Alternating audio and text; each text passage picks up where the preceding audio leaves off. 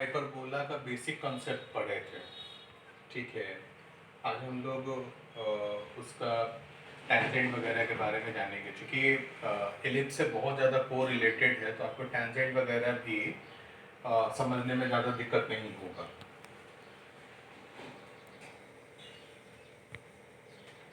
Equation of tangent to दी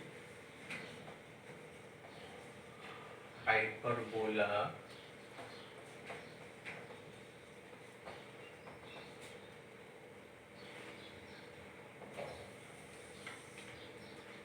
पहला है slope form. तो y बराबर M X plus minus A square M square minus B square is tangent to the hyperbola. अब यहाँ ध्यान दीजिए, जो इलिप्स में हम लोग पढ़े थे खाली यहाँ पे प्लस था, हाइपरबोला में माइनस है। तो अगर आपको एक ढंग से पढ़ा हुआ है तो दूसरा पढ़ने में काफी सहायता मिलता है। Point form equation of tangent to the hyperbola at point x1 by 1 is x1। देखिए काफी आसान।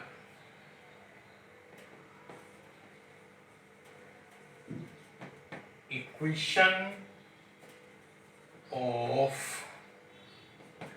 tangent to the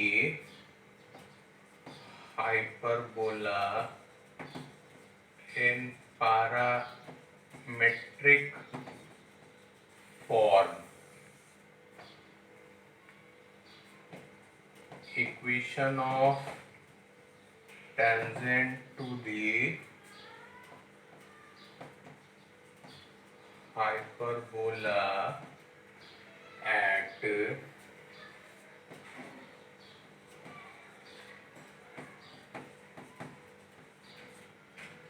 हो जाएगा एक सेक थीटा बटा ए बाई tan थीटा बटा बी बराबर 1।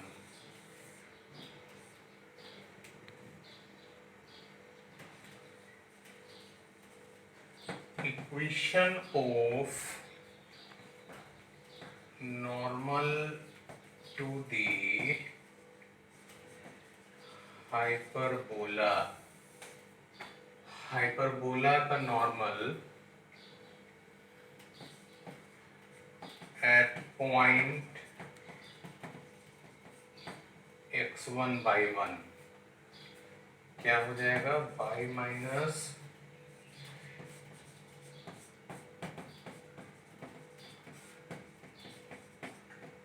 याद होगा आप लोगों को इलिप्स के केस में ये प्लस हुआ था, हाइपरबोला के केस में ये माइनस हो जाएगा। Equation of normal at point A sec theta B tan theta इस बिंदु पे। यहाँ टेंजेंट को गौर से देखेंगे, इसको उल्टा करेंगे, उल्टा देखिए ए एक्स हो जाएगा, एक्स छोड़ देके इसको उल्टा करेंगे, सेक को उल्टा करेंगे तो कितना हो जाएगा cos थीटा, माइनस को प्लस करेंगे फिर बी बाई, इसको उल्टा करेंगे तो cot थीटा ए स्क्वायर प्लस बी स्क्वायर। देखो ये भी कोरिलेटेड है, ये भी कोरिलेटेड है उसी से, इलिप्स से।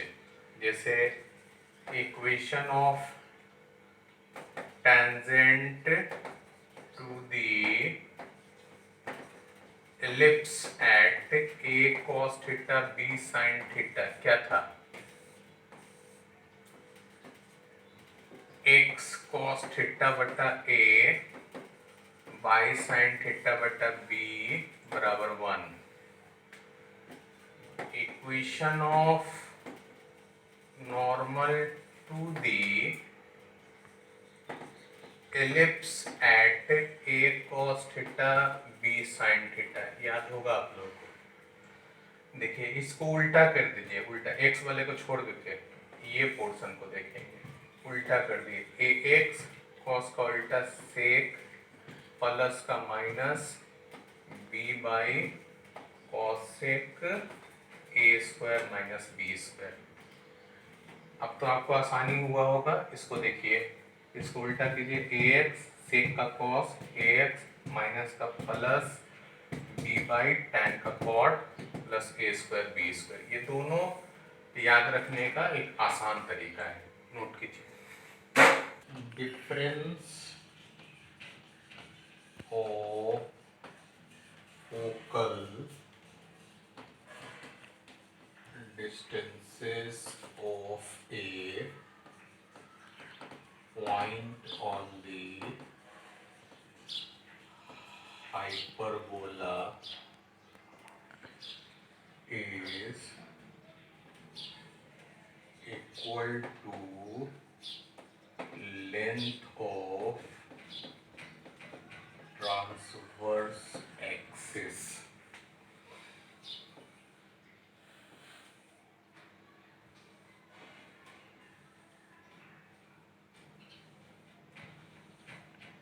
कहने का मतलब है कि अगर एक हाइपरबोला है और इस हाइपरबोला पे P पॉइंट है, इलिप्स के केस में P से दोनों फोकल का डिस्टेंस का सम कांस्टेंट होता था, लेकिन हाइपरबोला के केस में S P S dash P is equal to A dash, यही होगा। जहाँ कि ये विजिबल है कि ए डैश एस डैश से छोटा है। मॉडुलस हम इसलिए लगा दिए कि अगर इस ब्रांच पे भी हो सकता था, इस ब्रांच पे भी, इसी में देखिए ना घटाव ये वाला बड़ा लग रहा है, ये छोटा, आगे ये है तो माइनस आ जाता, तो इसको बैलेंस करने के लिए हम लिख दिए इसको। इससे हाइपरबोला का एक और डेफिनेशन आ गया। डेफिनेशन ये हो गया कि hyperbola is locus of a point which moves such that difference of its distances from two fixed point is always constant and equal। ठीक है, उसमें क्या था, हाइपरबोलिक इलिप्स का लोकस क्या निकाले थे कि इसके दो फिक्स पॉइंट के बीच डिस्टेंस निकाल के जोड़ेंगे तो हमेशा कांस्टेंट आएगा, और इसमें क्या करेंगे, डिफरेंस करेंगे यानी घटाएंगे तो कांस्टेंट आएगा। ठीक है, इंटीरियर ऑफ ए हाइपरबोला,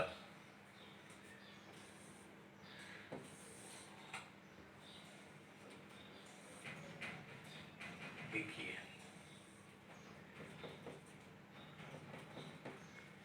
ये इंटीरियर ऑफ हाइपरबोला कहलाएगा,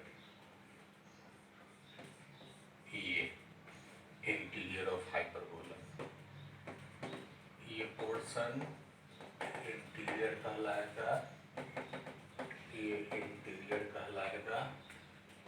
ठीक है, ये पोर्शन जो है एक्सटीरियर कहलाएगा, ये दोनों portion.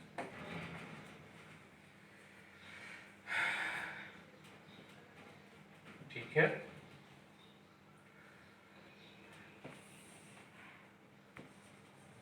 लैक्टस rectum of hyperbola.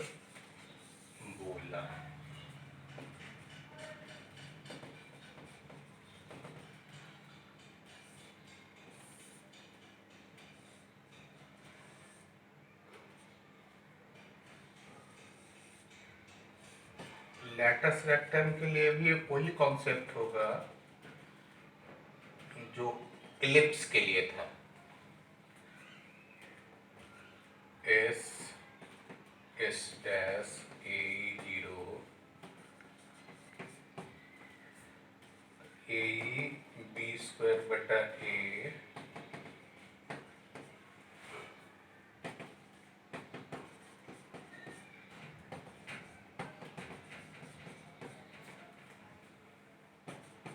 Extremities of latus rectum क्या हो जाएगा?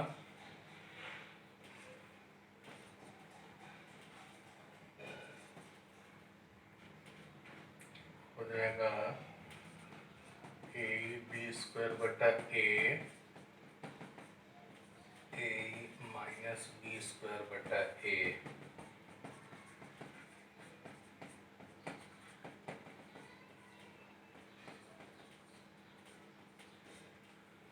ठीक है,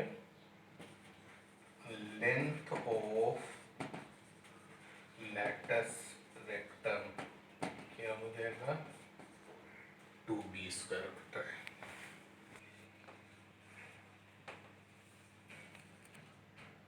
रेक्टेंगुलर और इक्वो एंगुलर हाइपरबोला।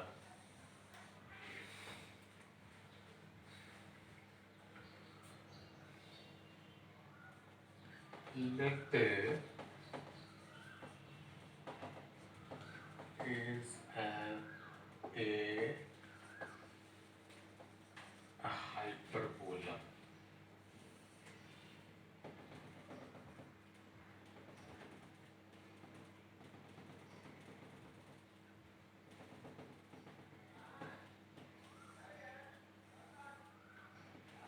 ये asymptote हो गया, pair of asymptote।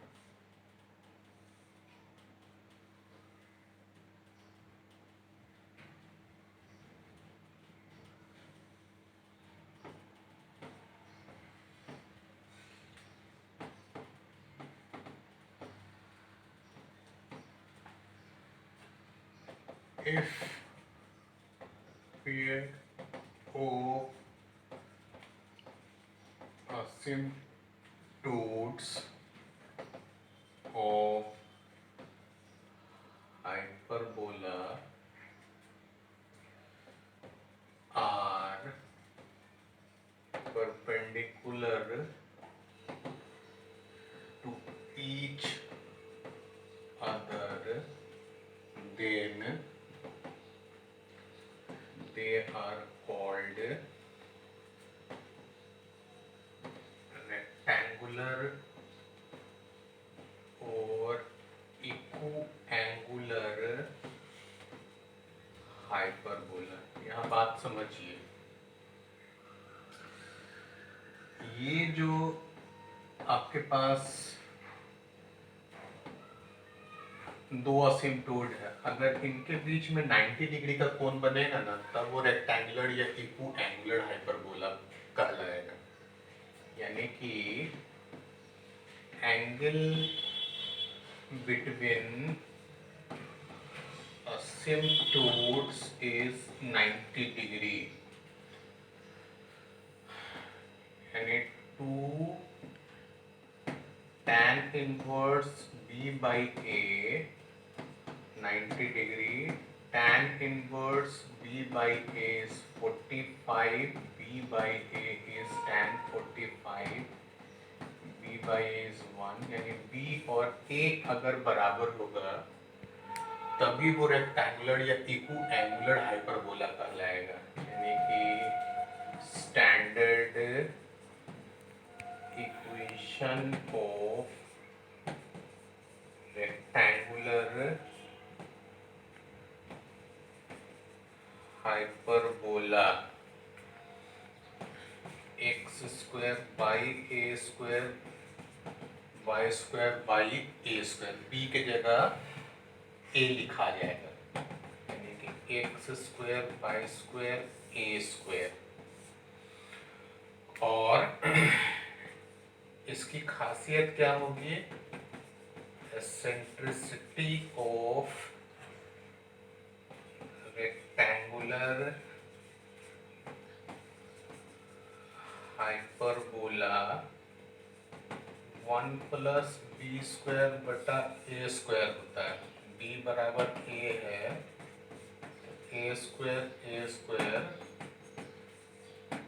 रूट 2 हो जाएगा। यानी रेक्टेंगुलर हाइपरबोला एक ऐसा हाइपरबोला होगा जिसका असिम्प्टोट एक दूसरे पे 90 डिग्री के एंगल पे होगा।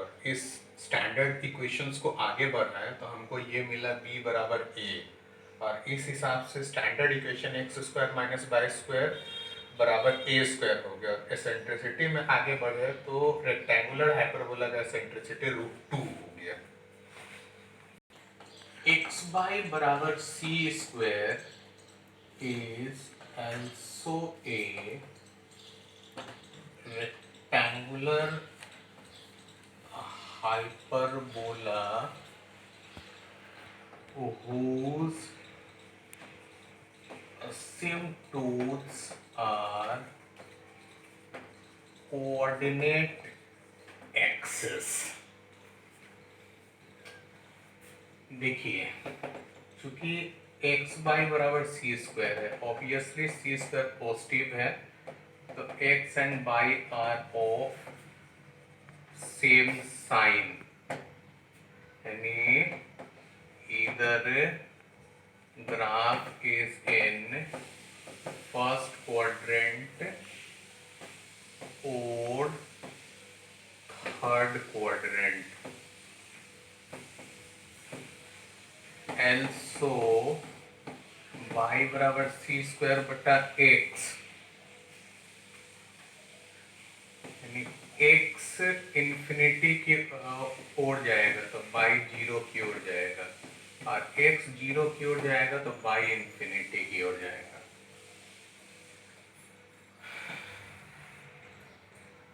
देखिए,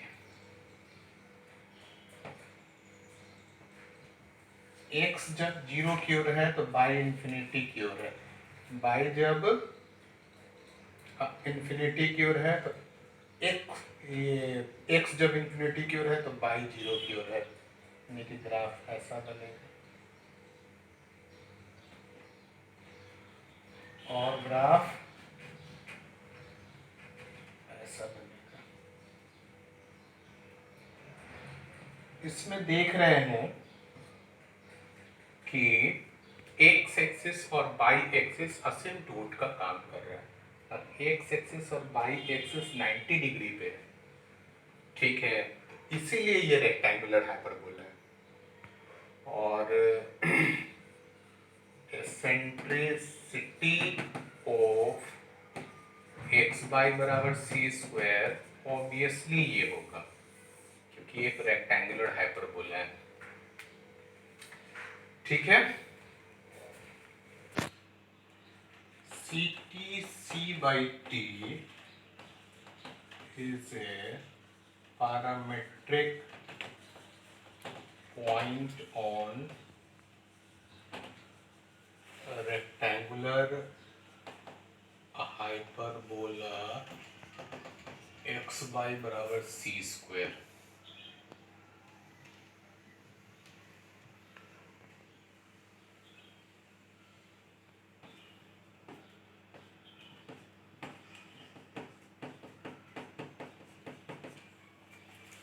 कैलकुलस के अनुसार D by D x slope of tangent को दिखाता है। equation of tangent to the hyperbola at BCT C by T, चूंकि x बाई बराबर सी स्क्वायर है, इसका डिफरेंशिएशन करेंगे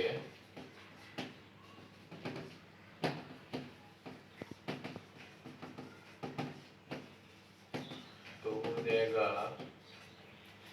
slope of tangent to the hyperbola at ct c by t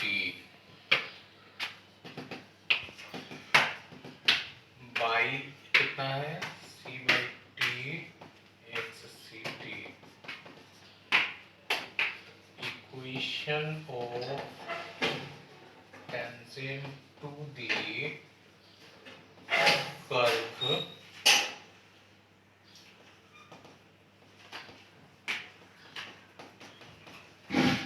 कितना हो जाएगा by c by t,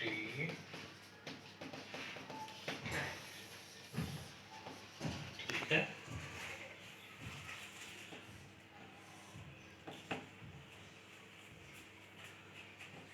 Equation of normal at PCT C by T. The slope of tangent कितना है? तो slope of normal कितना हो जाएगा? T square. तो equation of normal कितना हो जाएगा?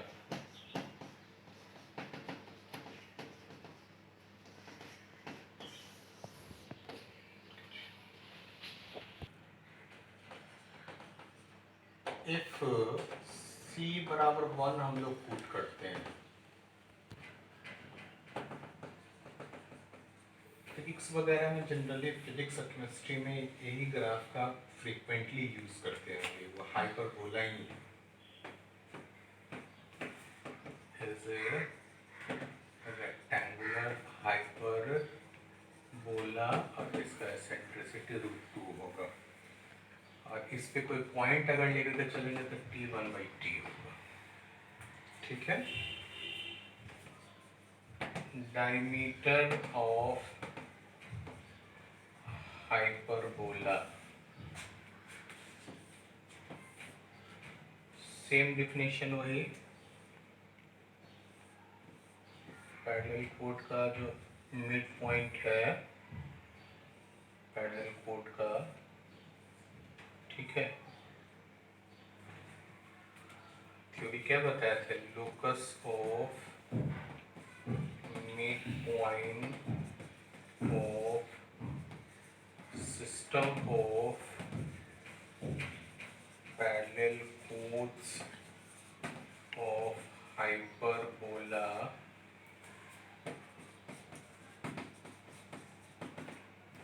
is called its diameter.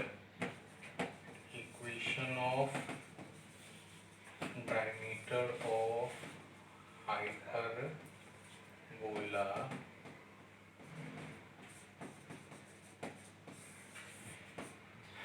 देखिए, code of contact, polar, pair of tangent, जितना भी थ्योरीज इलिप्स में आया था वो सारे थ्योरीज इसमें भी आएंगे, तो हम उसको डायरेक्ट नोटिफाई नहीं कर रहे हैं क्योंकि आप सर्कल में, पाराबोला में, इलिप्स में वही चीज़ पढ़ चुके हैं, तो इसमें भी सारा थ्योरीज वही लग जाएगा, ठीक है। आप ये दिमाग में रखेंगे ये बात। तो पढ़े थे एक इलिप्स के बारे में कि किसी पॉइंट से इसके 4 नॉर्मल ड्रॉ होते हैं, ये आपको बताए थे, 1 2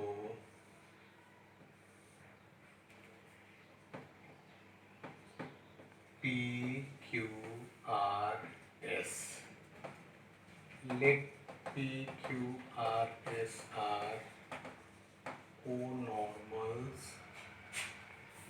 points to the ऐसा स्थिति में पी क्यू आर एस एक हाइपरबोला पे होगा, then P Q R S lies on a hyperbola called Apollonian hyperbola. हालांकि ये सब स्पेस साइंस वगैरह पढ़ने के लिए काफ़ी यूजेस होता है। अभी आपको स्टैंडर्ड हायर स्टैंडर्ड में जाइएगा तो ये सब के बारे में जानने को मिलेगा, बस ऐसे ही थोड़ा सा हम इसको इंट्रोड्यूस कर दे रहे हैं। ठीक है, ये हाइपरबोला से चारों पॉइंट गुजरता है। फिर देखिए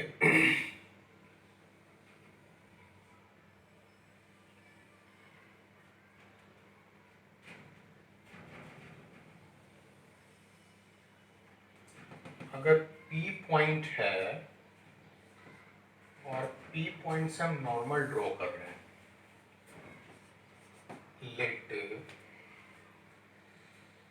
x square a square y square b square 1 is an ellipse at P point on the ellipse we draw a normal to it. The normal cuts the axis respectively at A and B.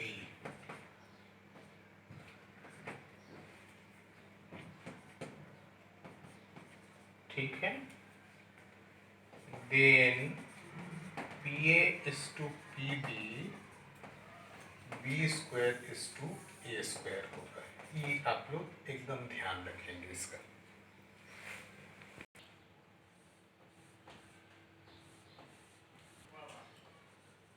Hyperbola x square by a square minus y square by b square equals to 1 and its conjugate hyperbola x square by a square minus y square by b square minus 1। पहला graph जो हम लोग बना रहे हैं इसका जो graph बना रहे हैं वो ये होना चाहिए।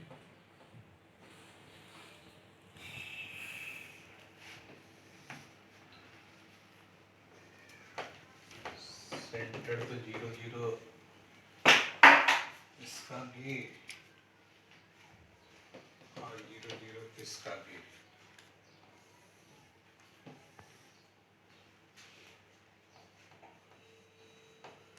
Eccentricity 1 plus b square by a square 1 plus a square by b square।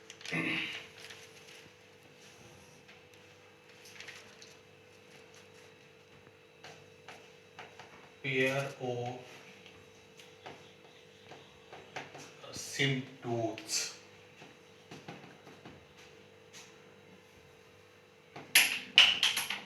b by ax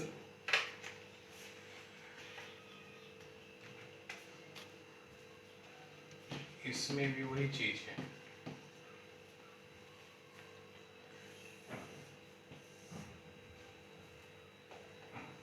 Angle between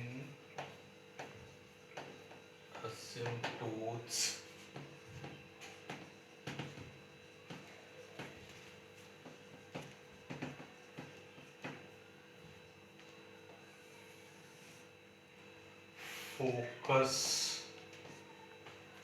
focus हो जाएगा AE0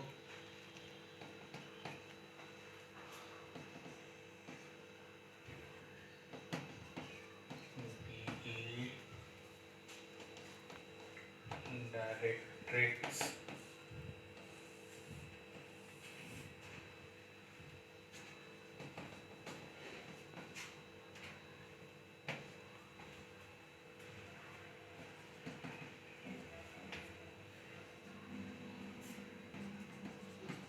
B by E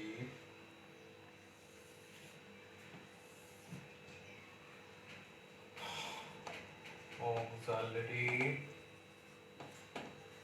circle X square Y square A square X square Y square B square. ठीक है, इसमें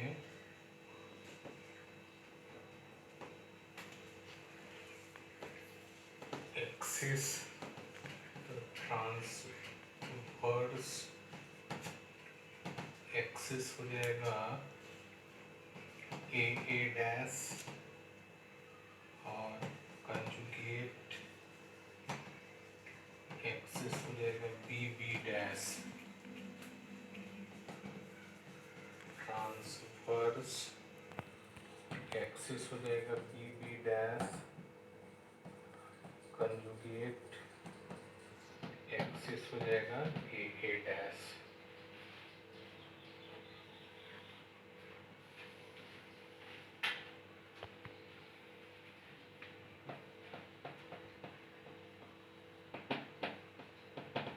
parametric point A sec theta B tan theta, इसमें भी ए sec theta.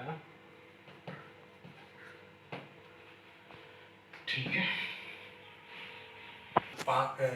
ये 5वां class था थ्योरी का, इलिप्स एंड हाइपरबोला का। अब पूरा थ्योरीज आप इलिप्स एंड हाइपरबोला का बेसिक कॉन्सेप्ट पूरा समझ चुके हैं। अब हम लोग इसमें सवाल बनाएंगे। ठीक है, सबसे पहले आपका काम है पैराबोला और इलिप्स का lecture 1, lecture 2, lecture 3, lecture 4, lecture 5 ढंग से समझना। उसके बाद फिर लेक्चर 6 से हम इस पर सवाल बनाएंगे। अगर आपके पूरा थ्योरीज ढंग से किए हुए हैं तो सवाल आपसे बहुत कंफर्टेबली बनेंगे। कल देखते हैं।